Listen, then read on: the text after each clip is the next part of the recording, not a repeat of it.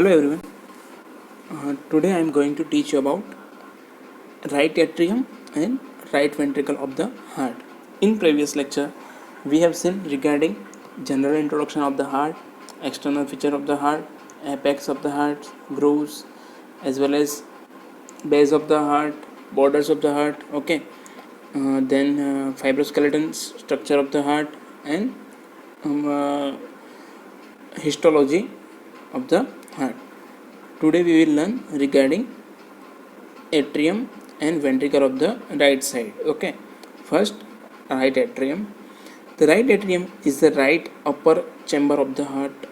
It receives venous blood from the whole body, pumps it to the right ventricle through the right atrioventricular or tricuspid opening. It forms the right border, part of the upper border, the sternocostal surface, and the base of the heart. Okay. Now we will discuss regarding external features.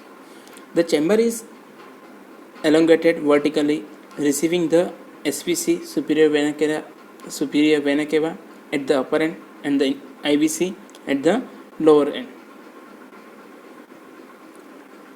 Okay, in this diagram you can see shape elongated vertically and receives SVC from the upper end, blue vein, and IVC from the lower end. Okay, the upper end is prolonged to the left to form right auricle. Okay,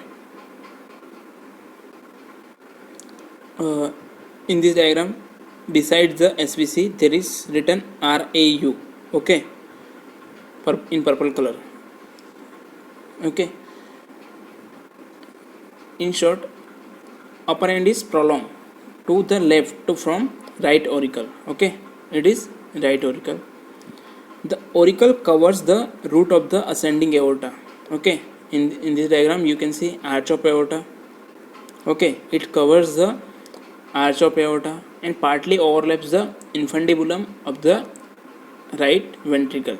Okay, partly covers the infundibulum of the right ventricle. Its margins are notched and the interior is sponge-like, which prevents the free flow of the blood. Okay, its margins are notched and interior is spongy, so it helps in prevention of the blood flow. Along the right border of the atrium there is a shallow vertical groove which passes from the SVC above to the IVC below. Okay,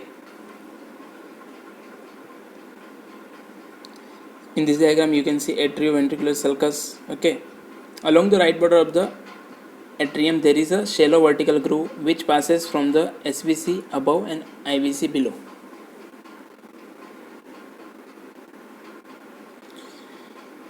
Okay, this groove is called sulcus terminalis. It is produced by internal muscular ridge called the crista terminalis. Okay, in this diagram you can see crista terminalis, SVC, opening of the vena cordis minimi, right auricle, anus ovalis, fossa ovalis, valve of coronary sinus, valve of IVC, musculi pectini. Okay, crista terminalis produce sulcus terminalis. Okay,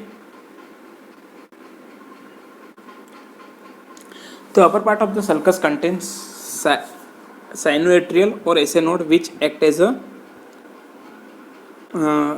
pacemaker of the heart.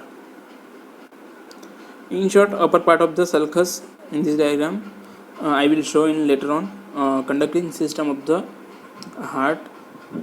In it we will discuss regarding SA node. Okay,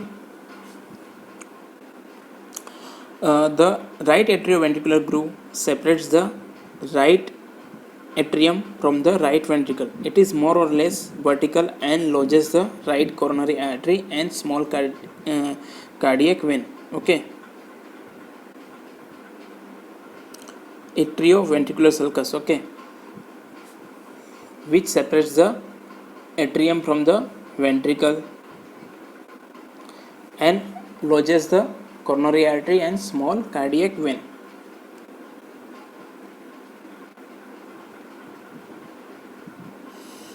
Now, tributaries or inlets of the right atrium: SVC that we have seen, IVC, coronary sinus, anterior cardiac veins, vena cordis minimi. Okay, in this diagram you can see SVC, IVC, vena cordis minimi. Okay, and sometimes the right marginal vein. Okay, now we will see regarding right atrioventricular orifice. Blood passes out of the right atrium through the right atrioventricular or tricuspid orifice and goes to the right ventricle. The tricuspid orifice is guarded by the tricuspid valve, which maintains the unidirectional flow of blood. This diagram shows the interior structure of the heart. Okay, here you can see atrioventricular sulcus. Okay, in this diagram,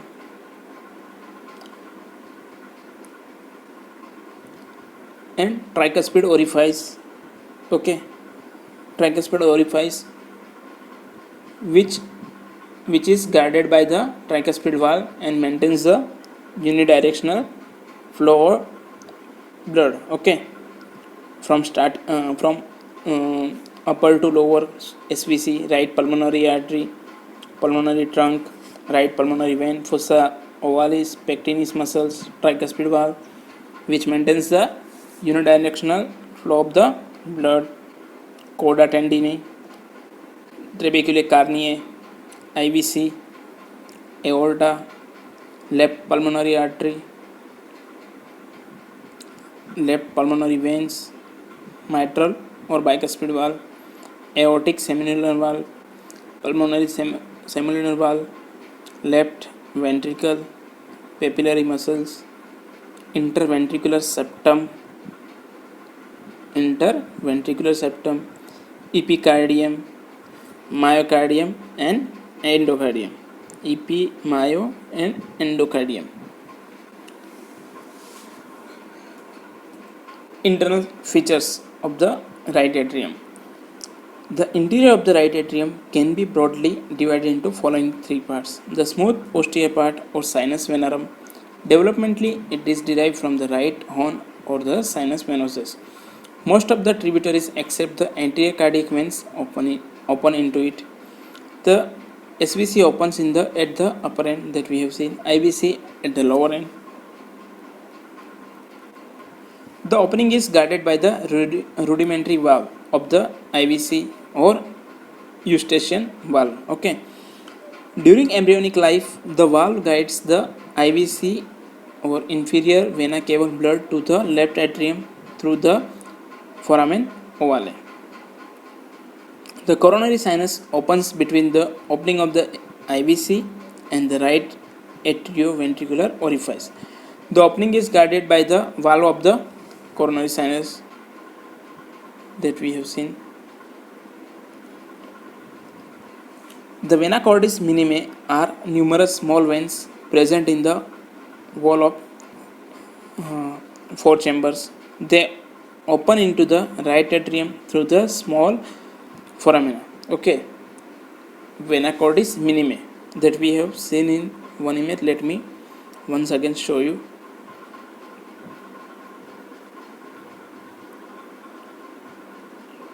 Okay, here you can see opening of the vena cordis minimi.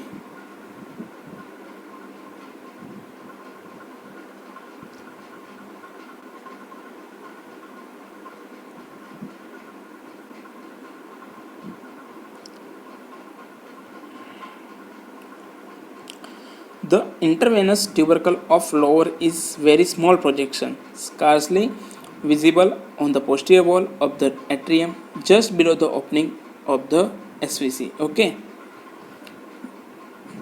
During embryonic life, it directs the superior cable blood to the right ventricle. Its function is during embryonic life, it directs the superior cable blood to the right ventricle. Rough anterior part or pectineal part, including the auricle, that we have seen right auricle, left auricle. Developmentally, it is derived from the primitive atrial chamber. Okay, developmentally, it is derived from the primitive atrial chamber. It presents a series of transverse muscular ridges called musculi pectini. Okay, that we have seen.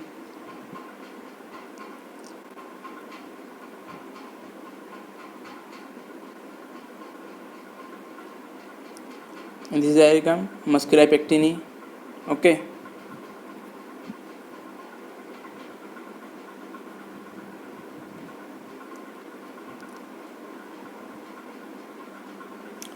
It presents a series of transverse muscular ridges that we have seen called musculi pectini. They arise from the crista terminalis, okay, and runs forward, downward towards the atrioventricular orifice, giving the appearance of the teeth of comb. Okay, teeth of comb.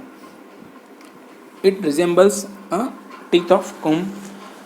In the auricle, the muscles are interconnected to form a reticular network. Okay, in the auricle, the muscles are interconnected to form a reticular network. Interatrial septum. Developmentally, it is derived from the septum primum, and septum secundum. It presents a fossa ovalis, a shallow saucer-shaped depression in the lower part. The fossa represents the site of the embryonic septum primum. Okay.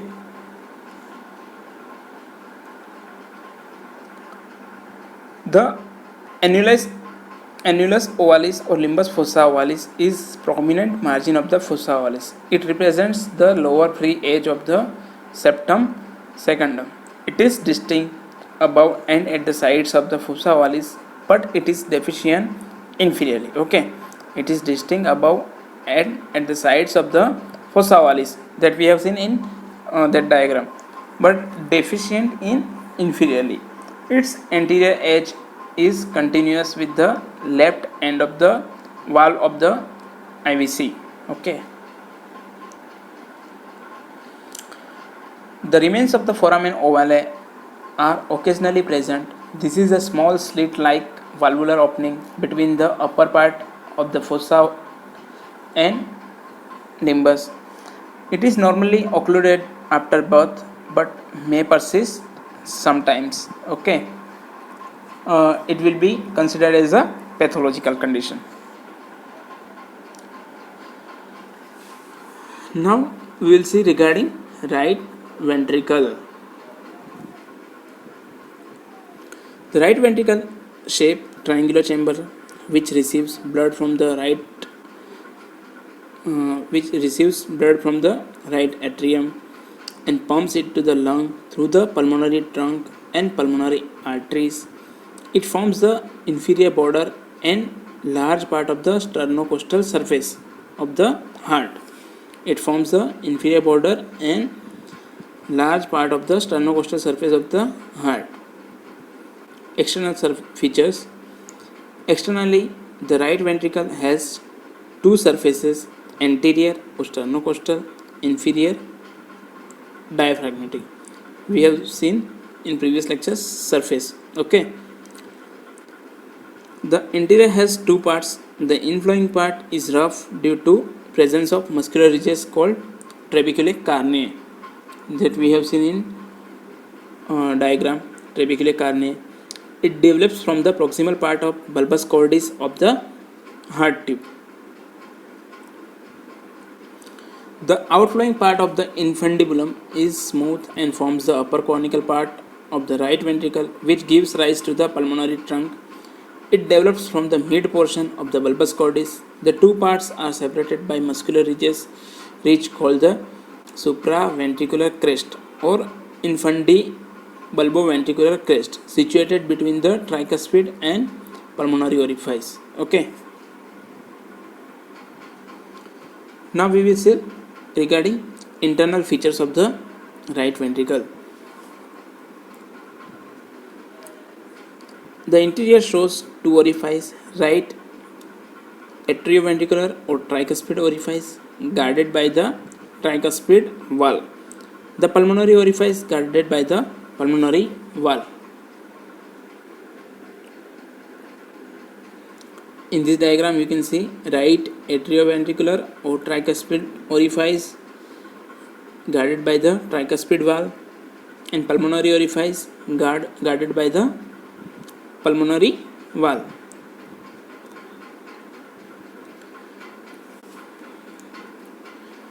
The interior of inflowing part shows trabeculae carne muscular ridges of three types: ridges, bridges and pillar. Okay, three types: trabeculae carne, ridges, bridges and pillar. Papillary or papillary muscles with one end attached to the ventricular wall and the other end connected to the cusp of the tricuspid valve by chordae tendineae. There are three papillary muscles in the right ventricle: anterior, posterior and septal. In this diagram you can see there are three papillary muscles. Okay, anterior cusp, septal cusp, posterior cusp. Okay, among them the anterior muscle is largest. Okay, and septal muscle is further divided into nipple like structure. Okay, multiple.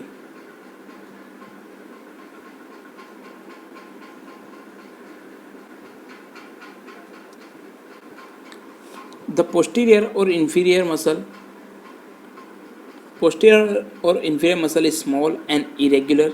The septal muscle is divided into number of little nipples. Okay,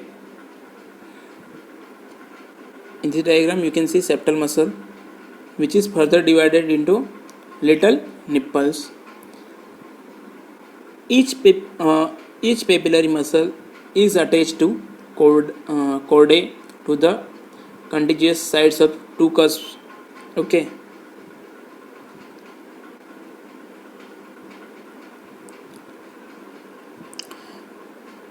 this is the structure of the atrioventricular valve: anterior leaflet, anteromedial commissure, posterior leaflet, three lobes, chordae tendineae, medial papillary muscles, lateral papillary muscle, posterior annulus, posterolateral commissure. Okay,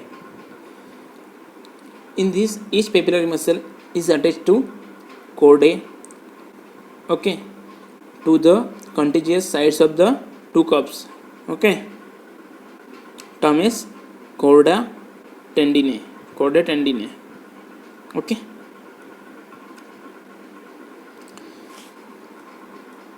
the septo-marginal trabeculae or moderator band is muscular ridge extending from the ventricular septum to the base of the anterior papillary muscle. It contains the right branch of the AV bundle. Okay, it contains the right branch of the AV bundle. The cavity of the right ventricle is crescentic in section because of the forward bulge of the interventricular septum. Okay, right ventricle resemblance crescentic in shape in section due to bulge of the interventricular septum. The wall of the right ventricle is thinner than that of the left ventricle in ratio. Okay, 1:3. The wall of the right ventricle is thinner. It means the left ventricle wall will be thicker. Okay, in this diagram you can see cardiac conducting system, SA node.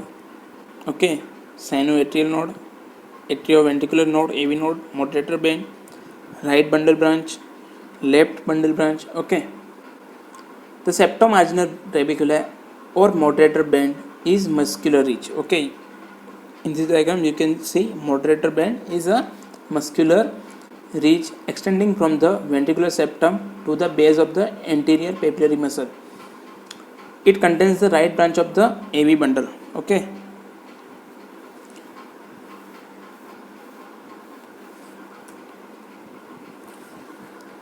And in this diagram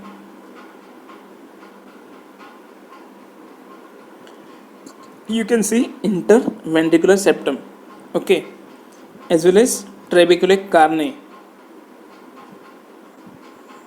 okay.